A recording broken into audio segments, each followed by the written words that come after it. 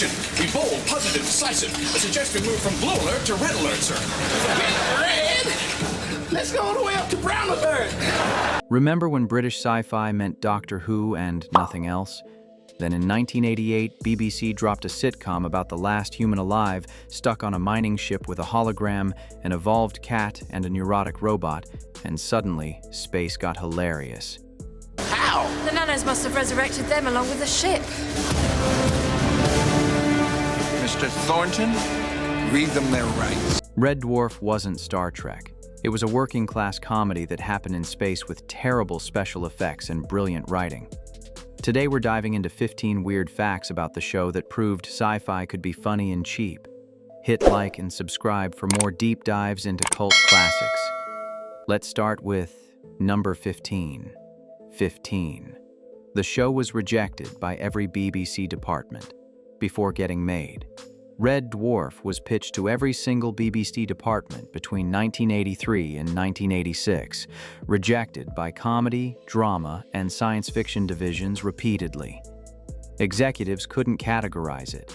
Too silly for sci-fi fans, too nerdy for comedy audiences. Horses, listen to me.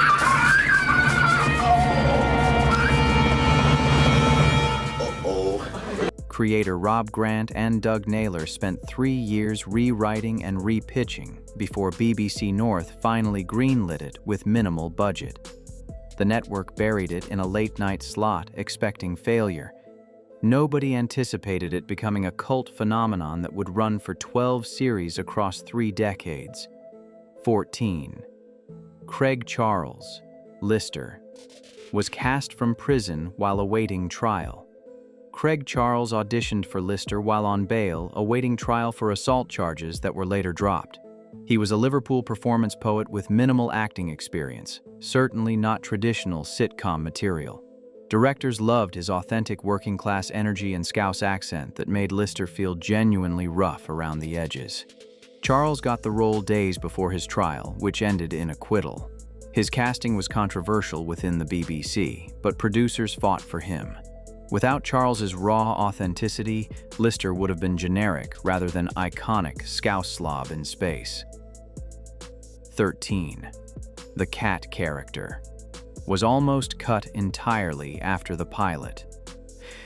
Danny John Jules' cat was considered too bizarre and unnecessary by BBI executives who wanted him removed after the pilot tested poorly with focus groups. Test audiences found the character confusing, not understanding why an evolved cat existed or what purpose he served narratively. Producers fought to keep him, arguing the cat provided essential comic relief and visual interest. The compromise was reducing his role significantly in early episodes while writers figured out how to use him effectively. By Series 3, Cat became indispensable, but he nearly didn't survive past the pilot episode. 12. The show's budget was so low. They reused the same corridor set for everything. Red Dwarf's entire first series was filmed using essentially one corridor, set redressed repeatedly to represent different ship locations.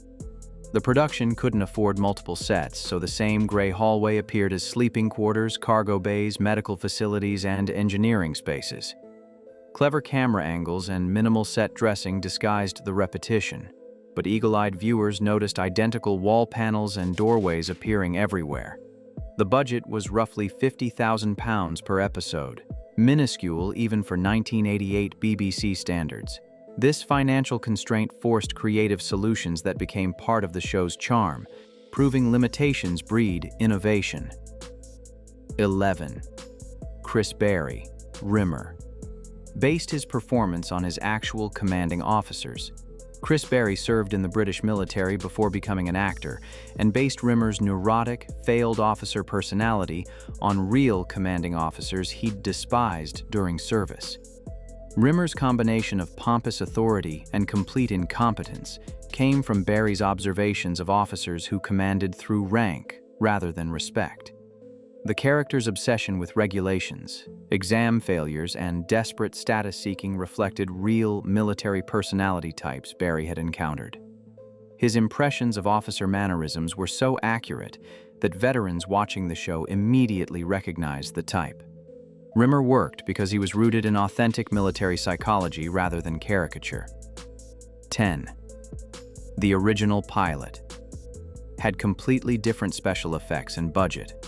The unaired pilot episode featured significantly better special effects and higher production values than the broadcast series, confusing audiences when it finally aired years later. BBC gave the pilot a decent budget to prove the concept, then slashed funding when commissioning the series. The model work, sets, and effects quality visibly dropped between pilot and Series 1, creating jarring inconsistency.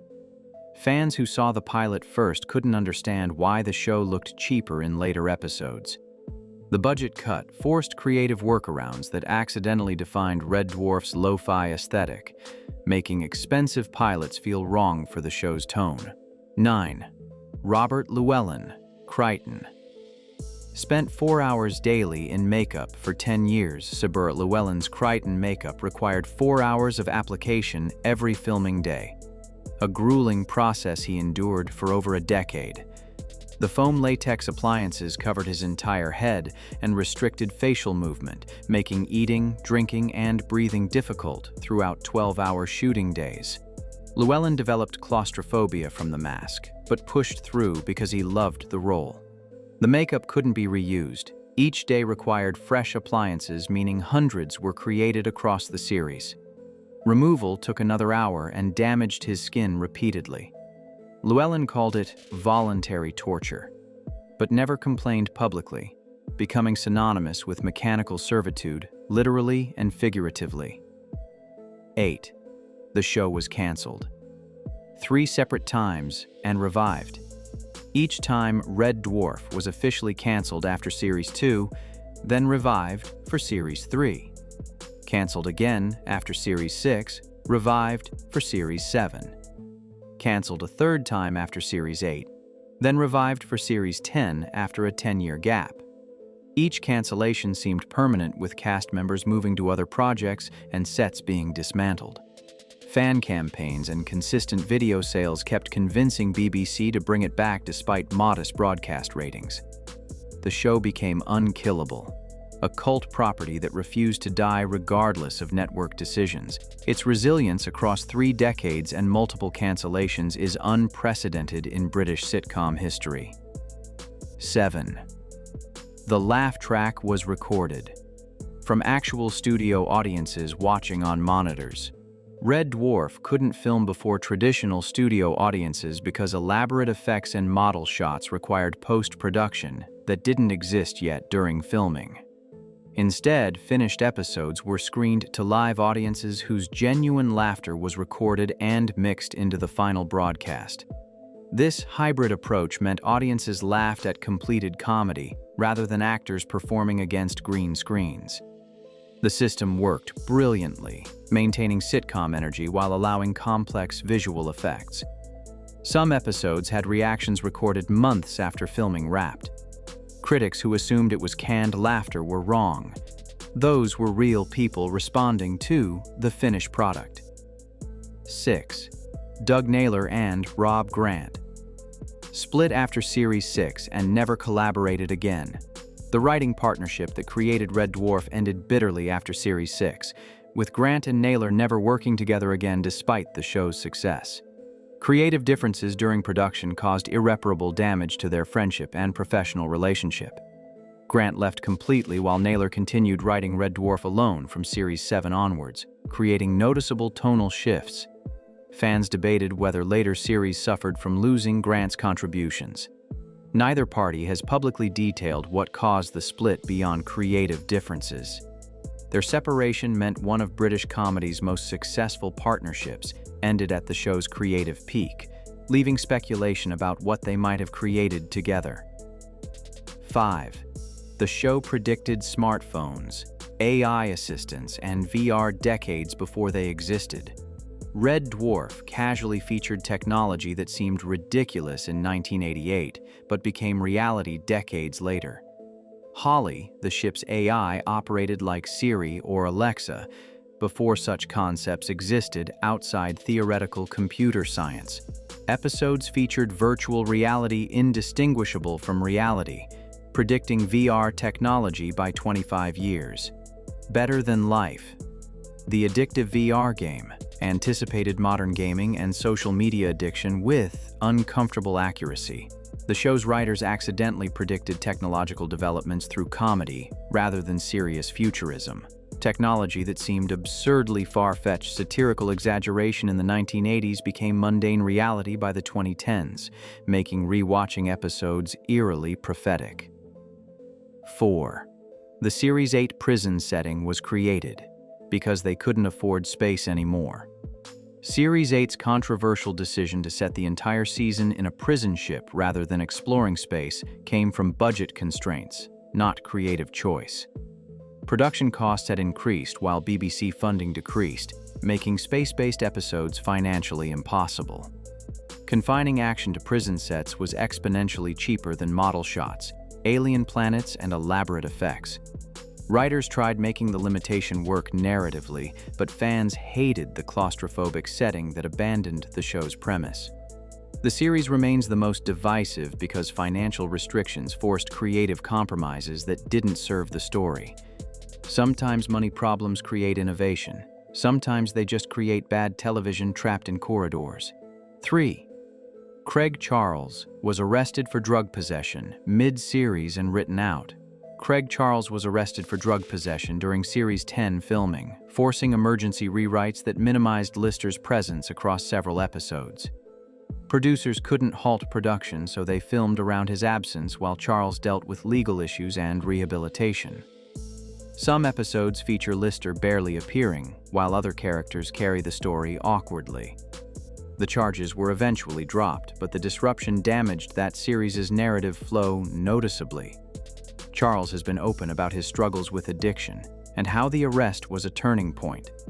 The show's willingness to continue despite losing its lead demonstrates both British production pragmatism and the material's flexibility. Ost 2. The show's movie was in development hell for 20 years before being cancelled. A Red Dwarf feature film was announced in 1996 with scripts written, designs created, and casting discussions underway, then remained in development hell for 2 decades. Multiple scripts were commissioned, directors attached and dropped, studios expressed interest, then backed out repeatedly. Budget estimates ranged from £10 million to £40 million, depending on who was involved, but funding never materialized. The project became a running joke among fans who stopped believing it would ever happen. In 2015, it was officially cancelled permanently after 20 years of false starts. The movie that never was represents British TV's struggle transitioning cult properties to cinema-scale productions. 1. The show's entire premise violated BBC's rule against featuring death. Red Dwarf's premise, that the entire crew died and Lister is the last human alive surrounded by death, directly violated BBC comedy guidelines prohibiting death as subject matter. The network's standards specifically banned sitcoms centered on death or dead characters because it was considered inappropriate for comedy. Producers deliberately obscured this fact during pitching, emphasizing the fish-out-of-water elements rather than the mass death disaster. By the time BBC executives realized the show's foundation was millions of corpses and existential loneliness, it was too late to cancel. The rule-breaking premise that should have disqualified Red Dwarf became exactly why it worked, finding comedy in mortality and isolation that elevated it beyond typical sitcom limitations. And there you have it, 15 weird facts about Red Dwarf. From prison casting to decades-long movie development to a premise that broke every rule. Which fact shocked you most? What did we miss? Drop it in the comments. Hit like if you still quote Crichton regularly, subscribe for more deep dives into British sci-fi comedy, and share this with a friend who loves shows that refuse to die. Until next time, smoke me a kipper, I'll be back for breakfast.